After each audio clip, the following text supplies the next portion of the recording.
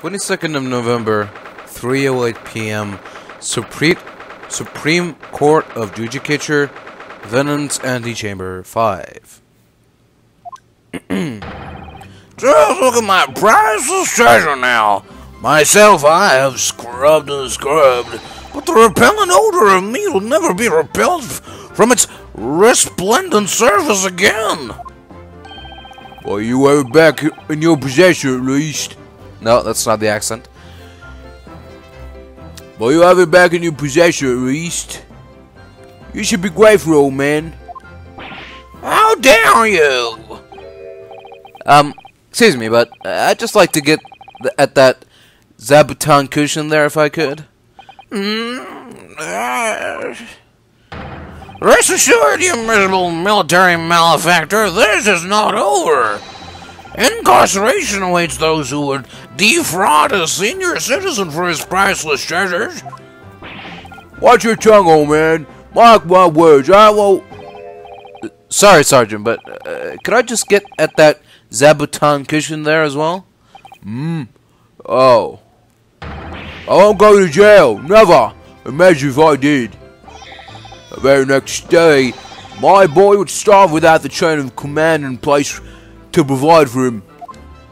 Using the child to protect yourself? Myself, I call that absolute cowardice.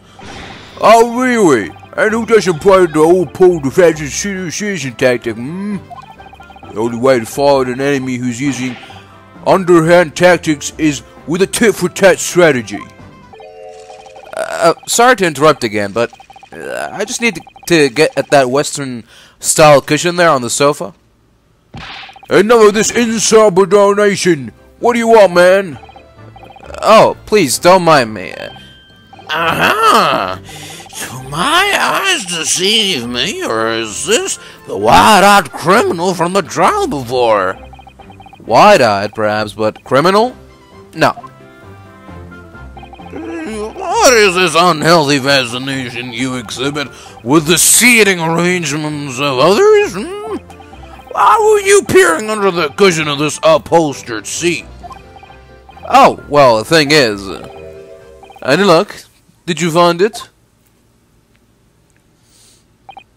No, sadly not. I don't think it's here, Kazuma. You're really not a liability, Ryonuske. Report, at once! Have you lost something? Is that it?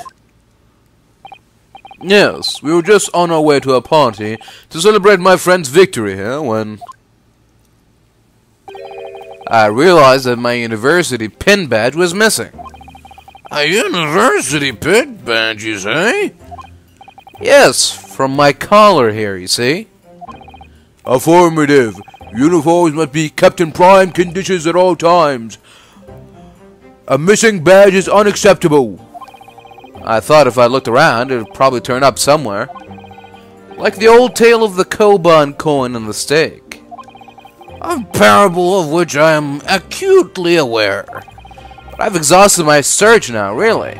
The only logical conclusion is that someone must have stolen it. Don't look at me. I don't just find any old metal objects irresistible, you know. Imagine what would happen if real Trooper Ido here swallowed something like that. I'm afraid we'll have to give up, Ryonuske.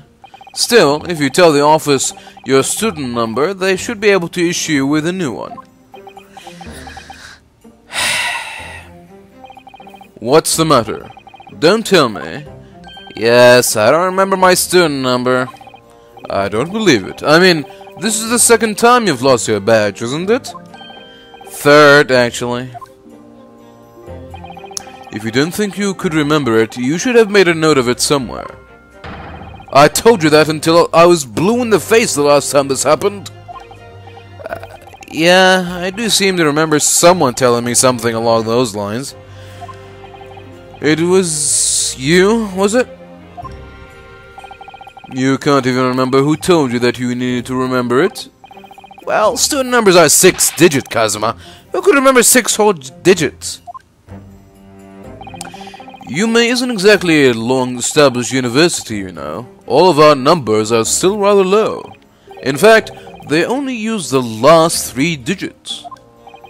Well, that might help, I suppose. That might help. Ryonuske, it's only 3 digits you need to remember. Just 3. Sorry my brain is such a disappointment.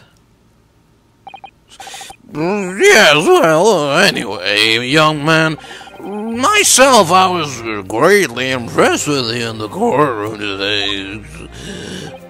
Oh, you mean me? A lawyer already, before you're even graduated. And such a loyal friend to this, one. This one? What's that supposed to mean? Oh no, I still have much to learn. In fact, that was brought home to me in no uncertain terms only last year. My Achilles heel was spectacularly exposed by my best friend here. Indeed? What? By me? This is the first I've heard about it. Yes, by Ryonuske Naruhodo. You can't have forgotten, surely. It was last summer, at the speech contest. The speech contest? Oh, that. Contestants had to take to the stage and deliver a public address on any subject they chose. We were competing to give the most compelling and powerful speech. And yours was great. It made a huge impression on the audience. Obviously, since I was a budding student of law, I was determined to win. And sure enough, one by one my opposition fell. When I reached the final at last, I came up against you. Yeah, so he did. Not being rude, but when I first laid eyes on you, I thought to myself, this cheeky wide-eyed no-hoper is out of his depth. He's going to be a pushover. That's your version of not being rude, is it? Well, I paid for my complacency, because it brought on that humiliating defeat. Defeat? How were your ranks compromised? My speech was going very well. I had the audience in the palm of my hand. They hung on my every word. And then, when I came to the very last line... Yes? What happened at the very last line? It was supposed to be a climactic end. Unfortunately, I completely fouled it up. Never! You mean you stumbled on your words? Spectacularly. Even now, I can't believe I ruined it. Well, what on earth did you say, man? Ryonuske, you'd better say it. I still can't get my tongue around it. Sure, of course. I can still recall it perfectly. What you said at the end of your speech, or rather, what you intended to say at the end of your speech, was this. So arise, ladies and gentlemen, and applaud our forefathers' plight and the fight for our filial piety. What? Filet pie. Filet pie. What? Falafel?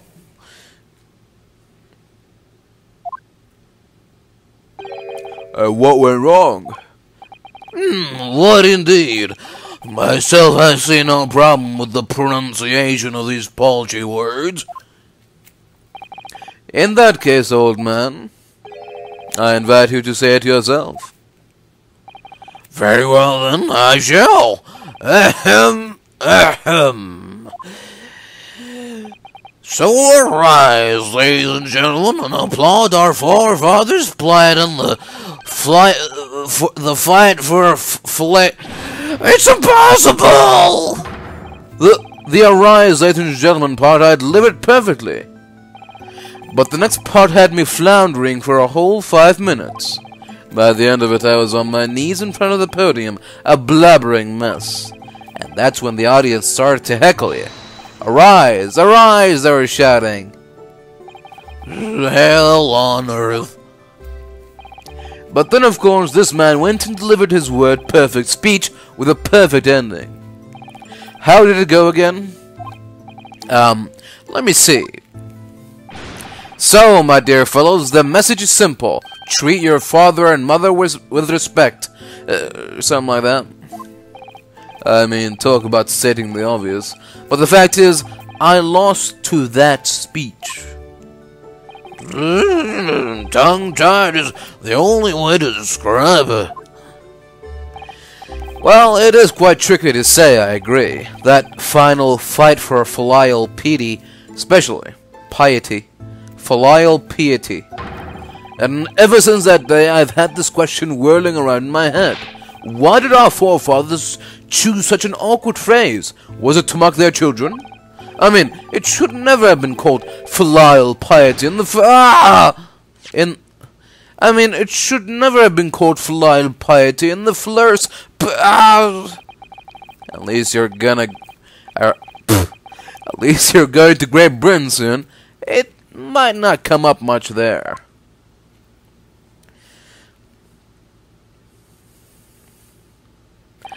Well, anyway, having lost that accursed contest, I came after you to ask you a question. How is it that you never trip up on your words? I inquired. And you just gave me a broad smile and said, "That's my secret. I always trip on my words." I mean, really, what kind of a hobby is that? Speaking fast is my hobby. Really, what kind of hobby is that? Do you think you could take your hand off of your sword? Besides, it's just a way to pass the time. After that, you started talking at me 10 to the dozen, like you were possessed almost. Honestly, you can't imagine the shock I suffered that day. You really can't. You're right, I really can't.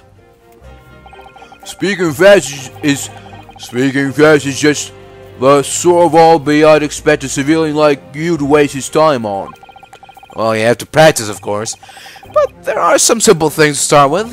Like this famous one, for example. Swift samurai sword swept silently sideways. Oh yes, even a decrepit tongue in an ailing frame such as mine can find its way around that one. I have no doubt. It's just a bit of fun, really. I can't imagine anyone would struggle to say it. Isn't that right, Kazuma?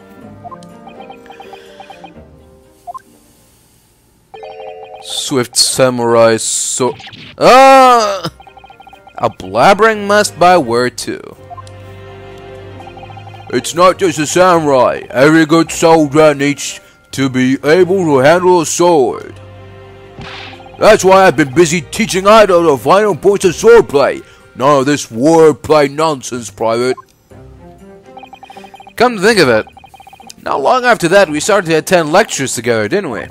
And we got into that debate about family values at the Sukiyaki place on campus. Do you remember? Yes, the debate. Your argument was full of jokes and puns and wordplay as usual. I remember it well. Oh, was it? In any case, I swore that I would never let myself forget the shock you gave me back then. And as a symbol of how seriously I took that oath, I decided to wear this, my red Hachimaki headband.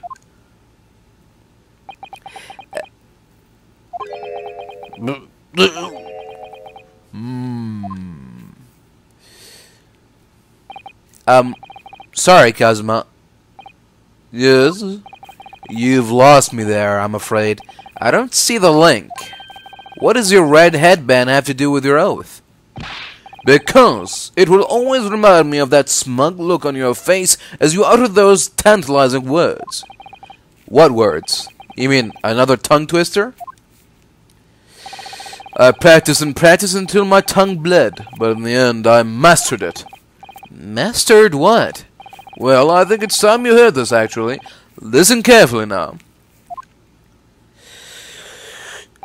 Here goes. Red headband, lead headband, dead headband. There, word perfect, you see?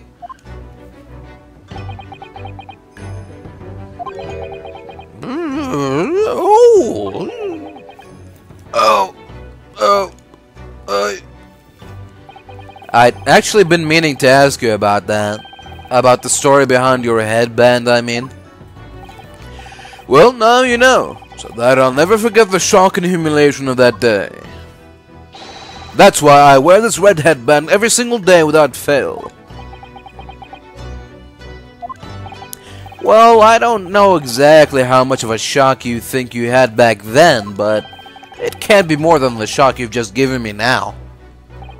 What do you mean? Well, I'm sorry to have to tell you, but the tongue twister I said didn't go the way you seem to have remembered it. Huh? It's just the same as Swift Samurai Sword, so I can't believe you don't know it, really. It goes, red bread pan, lead bread pan, dead bread man. Wait, what? Seems I've knocked some wind out of that headband of yours. It's not too late, Private. You can always start wearing a red bread pan on your head instead. Your youthful vigor is manifest, young man. Your cheeks are glowing redder than your hachimaki. Why do so many words have to be so similar? So, looking forward to Great Britain then? Where you'll have to deliver speeches in court in English? I suppose I can always shell seashells on the seashore. He said it wrong, not me.